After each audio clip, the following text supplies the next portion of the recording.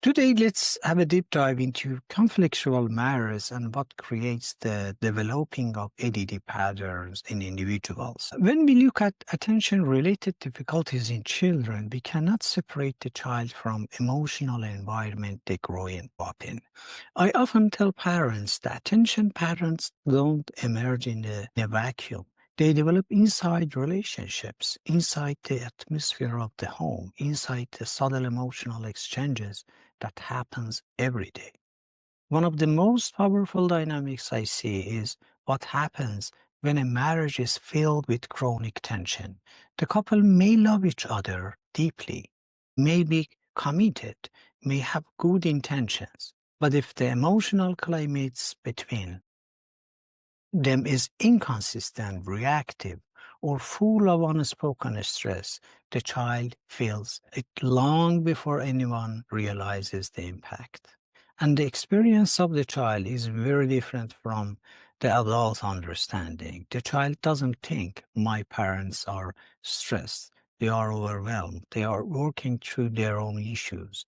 The child feels only this: something is wrong, and maybe it's something about me. And that internal confusion becomes foundation of insecurity, hypervigilance, emotional reactivity, and difficulties with the self-regulation that mostly we see in these individuals, especially in the adulthood as well. When I work with the families, I see these patterns repeatedly. Parents may insist, but we loved our child and the home was stable. We provided everything. And that's true. Love may be present, but emotional availability, consistency, and attunement are often disrupted. And when the parent themselves are overwhelmed, distant, or caught in unresolved dynamics with each other, the whole picture comes up, and we see the pattern, we see the malfunctional dynamics over there. In many homes marked by attention difficulties, one parent often unknowingly lives in a state of chronic overextension. They are working constantly, taking too many responsibilities, meeting everyone else's expectations and needs, and rarely resting, rarely are present. Out in the world, they may appear high functioning, admired, productive, but at home, their presence is fragmented. They are in the room, but not truly with their family. And children absorbs this absence in a very physical, immediate way. The other parent, meanwhile, may begin to feel abandoned, undervalued, or overwhelmed themselves. Without intending to, they become emotionally distant from each other. They become emotional anchor for the household, carrying too much of relational load. This imbalance creates a cycle. One partner withdraws into a work or business or whatever. They are so busy with that. The other withdraws emotionally due to the hurt or exhaustion. And the child grows up in the middle of the relationship that uh, is in pain like this, and that feels unpredictable and is unstable, even if the parents genuinely love one another. When the child sees a parent's functionality like this, who is physically there but mentally elsewhere, the message they receive is not about parents' stress or exhaustion. The message becomes internalized: I am not important enough, or I need to work hardly for attention, or I am alone. These early emotional imbalances, impressions, shapes the how, a child learns to regulate attention and emotions. They may become restless, demanding, distractible, excessively pleasing, or intensively sensitive to shifts in mood around them. This pattern, especially being distractive, excessively pleasing others, or intensively sensitive to the shifts in their mood, is a common pattern we see in adult ADHD.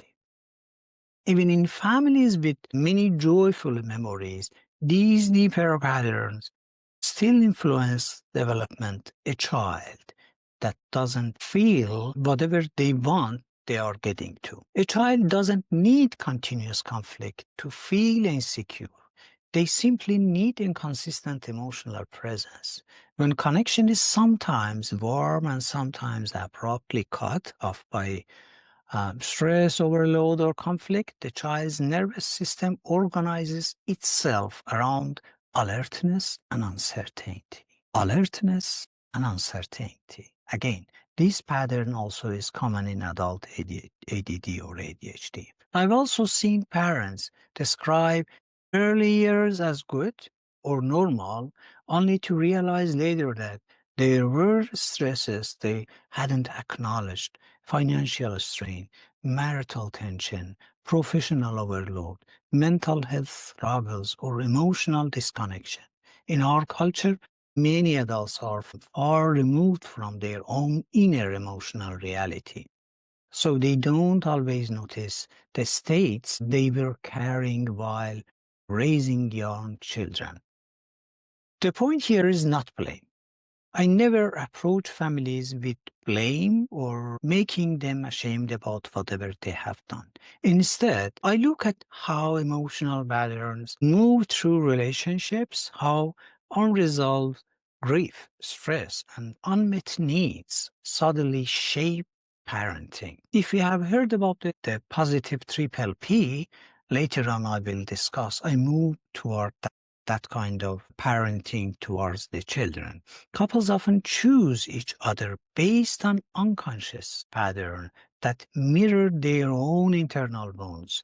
They activate each other's insecurity without meaning to. In the imagotherapy, we say that the couples choose each other because of their needs, their wounds, their unmet needs.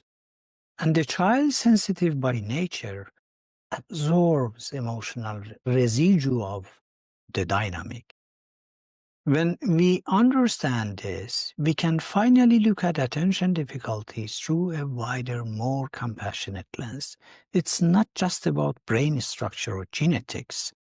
Genetics may create vulnerability, but emotional environment determines how those vulnerabilities unfold. Predisposition is not destiny. Experiences, especially early relational ones, shape the structure and foundations of developing brain. And when parents understand that their child's difficulties are connected to the emotional climate, not to a defect in the child, they can begin to heal together. They can build more presence, more attunement, and more intentional connection. They begin to transform the child's emotional and attunement world. In another word of saying, they try to get more connections with each other and with their child that maybe they brought they brought up for some concerns, but finally they can address these concerns working through these steps that they are proceeding with.